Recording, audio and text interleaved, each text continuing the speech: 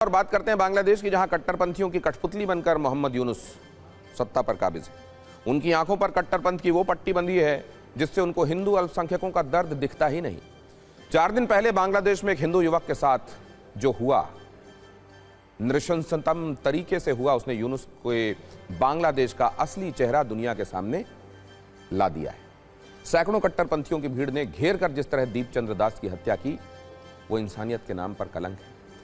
ईश निंदा के आरोप में 25 वर्ष के दीपचंद्र दास को पहले बेरहमी से पीटा गया, फिर जला दिया गया। इस दर्दनाक घटना के बाद मोहम्मद यूनुस से इंसाफ की उम्मीद थी, न्याय की उम्मीद थी कि बांग्लादेश की सरकार दीपचंद्र दास को न्याय दिलाएगी। लेकिन यूनुस सरकार ने जो किया, उससे एक बार फिर उनका हिंदू विरोधी चेहरा सामने आ गया।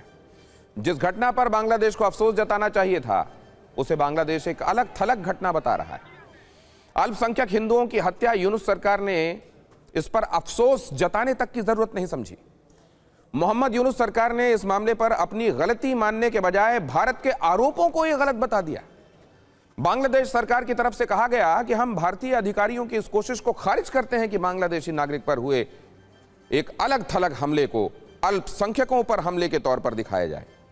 बांग्लादेश की स्थिति दक्षिण एशिया के कई अन्य हिस्सों की तुलना में बेहतर है। देखिए किस तरह का बयान है, जख्म को और कुरेदने वाला बयान। लेकिन कहानी यही नहीं खत्म होती। 20 दिसंबर को दिल्ली में बांग्लादेश हाई कमीशन के बाहर दीपचंद्र दास की लिंचिंग के विरोध में प्रदर्शन हुआ, लेकिन मोहम्मद यूनुस को इससे इतनी मिर्ची लग गई कि उन्होंने इसे राजनयिक नियमों का उल्लंघन करार दिया। कहा, बगैर पूर्व सूचना के प्रदर्शनकारियों को हाई कमीशन के ठीक बाहर इकट्ठा होने दिया, जिससे राजनयिक स्टाफ में दहशत फैल गई। जबकि सच्चाई इस वीडियो से साफ जाहिर हो रही है। हाई कमीशन की सुरक्षा में लगे जवानों ने फौरन बैरिकेड्स लगा दिए थे, जिससे कोई भी अंदर ना जा सके। मोहम्मद यूनुस की सरकार चाहे जितनी भी सफाई दे, सच यह है कि बांग्लादेश में तख्ता पलट के बाद हिंदुओं को निशाना बनाया जा रहा है। इसे अलग थलग घटना, इक्का दुक्का घटना नहीं कहा जा सकता। इसका एक लंबा सिलसिला है। अल्पसंख्यक संगठन बांग्लादेश हिंदू बुद्धा क्रिश्चियन ओकिया परिषद ने यह कहा है कि 2025 के पहले 6 महीनों में, यानी जनवरी से जून तक, अल्पसंख्यक समुदाय के खिलाफ हिंसा की 258 घटनाएं हुई हैं। इस दौरान 27 लोगों की हत्या कर दी गई। महिलाओं के खिलाफ हिंसा के 20 मामले दर्ज किए गए, जिनमें रेप और गैंग रेप तक शामिल हैं। पूजा स्थलों पर 59 हमले हुए, जिनमें तोड़फोड़, आगजनी और लूटपाट शामिल है। घरों दुकानों पर 87 बार हमले किए गए। और इन हमलों को लेकर भारत में जाहिर है दर्द और आक्रोश बढ़ता जा रहा है। आज बीजेपी नेता शुभेंदु अधिकारी के साथ सैकड़ों बीजेपी कार्यकर्ताओं ने कोलकाता में विरोध प्रदर्शन किया। विश्व हिंदू परिषद की तरफ से भी प्रदर्शन का ऐलान किया गया। दीपचंद्र दास की हत्या से भारत में लोगों के गुस्से का मीटर कितना हाई है। मैंने वो वक्तव्य देखा है वहां के चीफ एडवाइजर का, जिसमें उन्होंने कहा है कि ब्लेसेफेमी का कोई एविडेंस नहीं है। अगर ब्लेसेफेमी का कोई एविडेंस नहीं है तो हत्या क्यों हुई? इसलिए विश्व हिंदू परिषद ने फैसला किया है कि हम इसके विरोध में देश भर में आंदोलन करेंगे।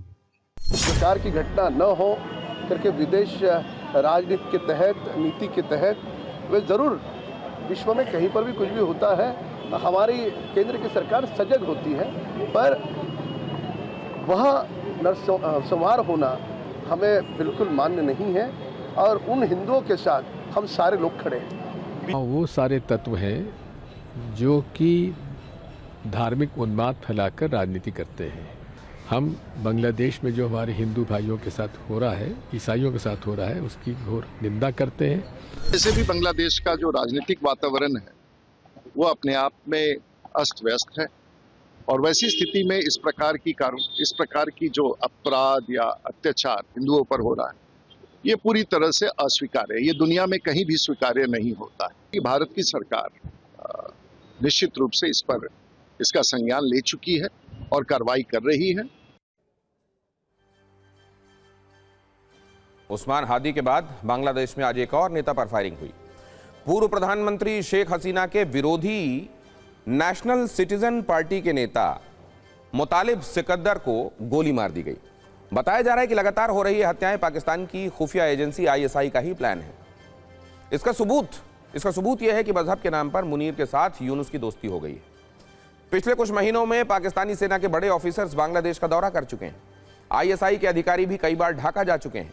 बांग्लादेशी कट्टरपंथियों को आईएसआई का पूरा समर्थन हासिल है और इन्हीं कट्टरपंथियों की कठपुतली बने हुए हैं मोहम्मद यूनुस। आईएसआई का मकसद है किसी भी तरह बांग्लादेश की सत्ता कट्टरपंथी संगठन जमाते इस्लामी को चली जाए।